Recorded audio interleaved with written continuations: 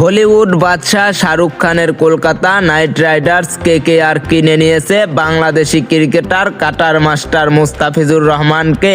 এরপরেই একের পর এক কটাক্ষের শিকার হচ্ছেন বলিউড বাদশা। এবার শাহরুখকে নিয়ে মুখ খুলল ঠাকুরের শিবসেনা ইউবিটি। শাহরুখের গায়ে লেগেছে গাদ্দার তকমাও। 2026 সালে আসন্ন আইপিএলের জন্য বাংলাদেশি ক্রিকেটার মুস্তাফিজুরকে 9 কোটি 20 লাখ রুপি দিয়ে কেনার পর থেকেই শাহরুখ খান রোষানলে পড়েছেন।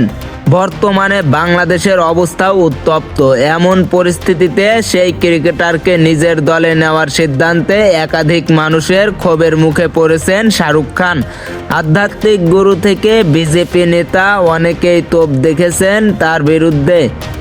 ইউবিটি মুখপাত্র আনন্দ দুবে এক বিবৃতিতে বলেছেন, অভিনেতা ওই খেলোয়াড়কে নিজের দল থেকে বাদ দিলে চিন্তার কোনো কারণ নেই, শাহরুখেরও সম্মানহানি হবে না।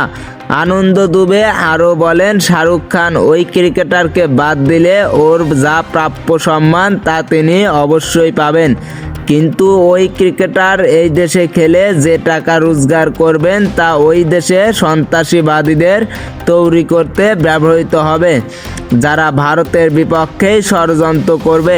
আমরা সেটি কোনো মতেই মেনে নেব না।